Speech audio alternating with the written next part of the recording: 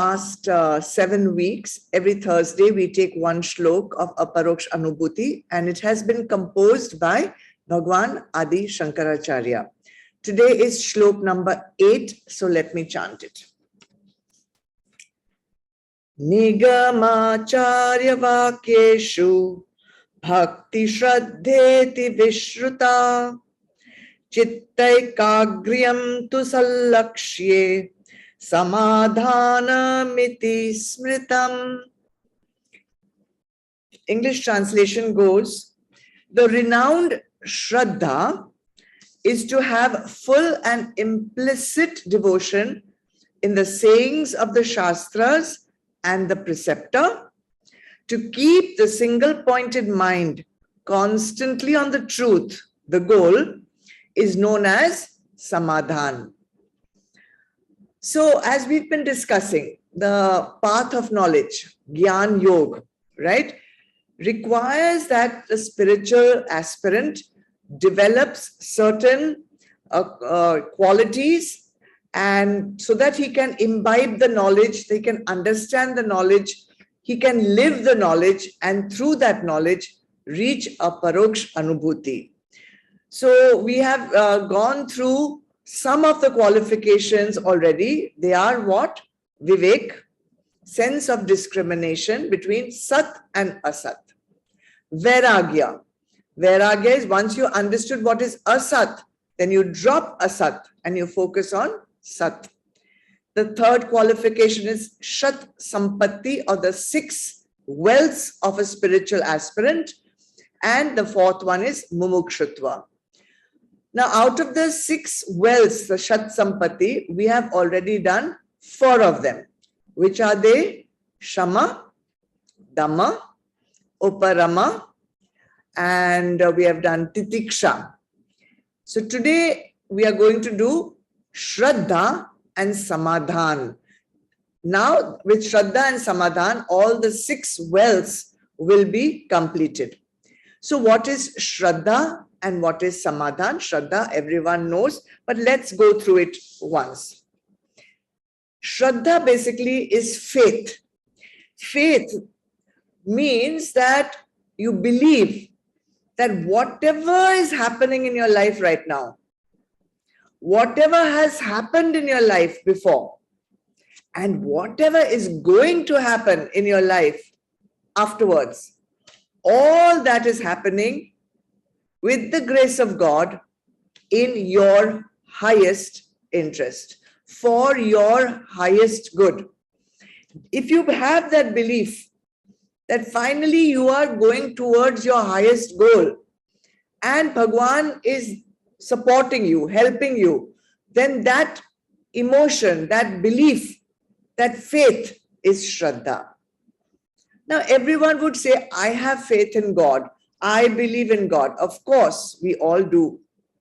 And it's easier to have faith when things are going well in your life, right? When things become uncomfortable, when situations become adverse, when painful circumstances are there, at that time, we somehow lose our faith that why is this happening to me? It should not be happening. We resist the situation. We are not in glad acceptance of the situation. And Shraddha means to be in glad acceptance of whatever it is at all given times, right? So, to remember that, to be humble,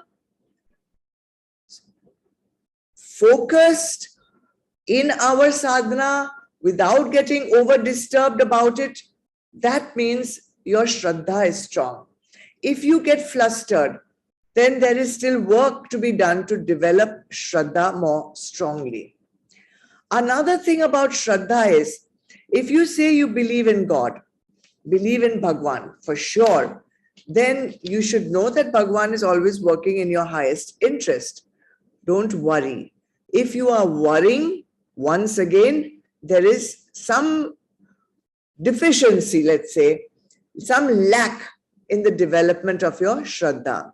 If you're fearing the future, there is some lack in the development of your Shraddha.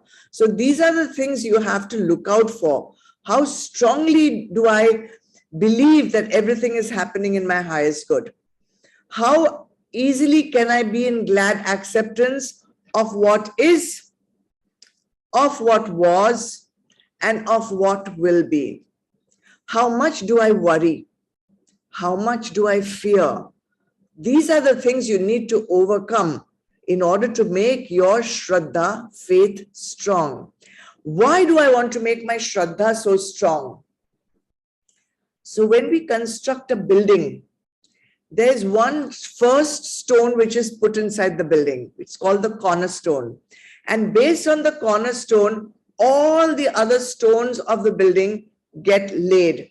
It gives the space, the sturdiness, and the whole picture of the building is based on that one first stone that you put in. And Shraddha is that cornerstone of your spiritual building. Without Shraddha, would you go to satsang? Without Shraddha, would you be following the teachings of the Vedas? Without Shraddha, would you be doing Sama, Dhamma, Uparama, Titiksha? No, it's not possible. So Shraddha is the most basic quality that a spiritual aspirant needs to develop. Shraddha in what?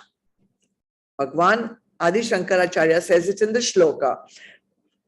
Shraddha in the Shastras means whatever the teachings are, you have full faith that these are the right teachings. You're not double, guessing. You are not confused about it. You have accepted it. And then Shraddha in the preceptor, the one who's teaching you the Shastras. And let's not forget one more Shraddha. Shraddha in your own self, in your determination, Shraddha in your ability to do Purusharth. If you must develop that Shraddha in your own self also, so that you can stay firmly resolute on the spiritual path. Okay? Ramana Maharshi has a quote on Shraddha. He says, Shraddha is an intense sense of certainty about one's path. Intense sense of certainty. I am 100% certain, sure that the path that I'm taking is the right one. It's happening in the right way. It's happening in the right time. We have so many second guesses about what we are learning, how we are learning, how fast or how slow we are learning. There are so many lacks in our Shraddha. So all this needs to be developed. Bhagwan says it is a spiritual wealth, one of the 6 very important ones. Even in Bhagavad Gita, Arjun asks Bhagwan Krishna so many times. One day I'm going to sit and count how many times has Arjun asked, which path shall I follow? Which path shall I follow? Karma Yoga or Jnana Yoga, renounce the action or do the action. How many times? I don't know. Several times. Why is he asking so many times? Because he has faith in Bhagwan to guide him on the right path, to guide him for what is Shreya for him, not Priya for him. So why does he ask so many times? Because of his own immaturity of intellect.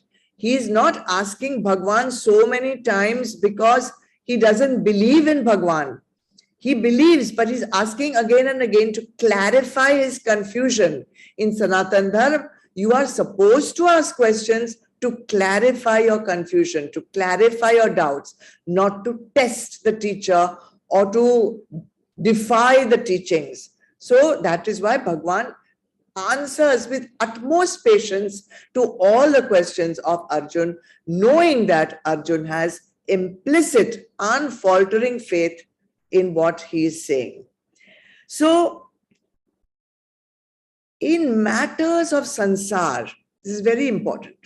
In matters of sansar, we have to first see the object, see the proof. When we see the proof, then we believe in it. Right? First, we see the object, we see the proof. Tell us, show me where is the signature. If you show me your signature, show me the signature of the dean of the college, then I will believe you are in this college. Something like that. First, you have to see, then you believe. But in spirituality, in Adhyatma, first we have to believe, and then you will see. See means Aparoksh Anubhuti. First believe, first have Shraddha. Only after Shraddha, you will get that Aparoksh Anubhuti. Remember that. All right. What can I do to develop this? Is there anything I can do? Of course. Shraddha is devotion. Shraddha is love. Shraddha is bhakti. So practice bhakti with karma yoga bhav. Okay. So you have to do all your bhakti practice without expecting any result, without karta bhav, devoting everything to Bhagwan, doing it 100%. Then Shraddha slowly develops. Do Nam Smaran, do Japa. That also develops Shraddha, faith. When you have developed Shraddha and Sama, Dhamma, Oparama, Titiksha, when all these have been developed slowly, then you will develop Samadhan. So what is Samadhan? The last of the Shat Sampattis. Samadhan is single pointed focus. On what? On your goal. Single pointed focus, concentration, what you call one track mind on where you have to go. You're not going to get disturbed by anything outside that. Directly you are focused over there. Unfortunately, our sense organs, our mind, everything is baharmukhi, everything is pointing outwards. So we get easily distracted by the outward vishayas of sansar. We get easily attracted also by the vishayas. We get disturbed. This noise is coming. This one is shouting. The whistle is going on. The bai is making too much noise while she's washing the dishes. The carpenter is banging on the wall. All this, external stimuli, external sounds, all disturb us. Not only outside, we are also disturbed by our own vrittis, our own thoughts, our own desires, our own aspirations, ambitions, wishes, emotions, moods. All these internal disturbances are also there, and they distract us from our single pointed focus and concentration on where we want to go. This leaves us in a completely agitated mental state. And in an agitated mental state, how can you do self-inquiry? In an agitated state, how can you do introspection? How will you sit in meditation? Not possible, right? So therefore, Bhagwan tells us, do all the sadhanas of the Shat Sampatti.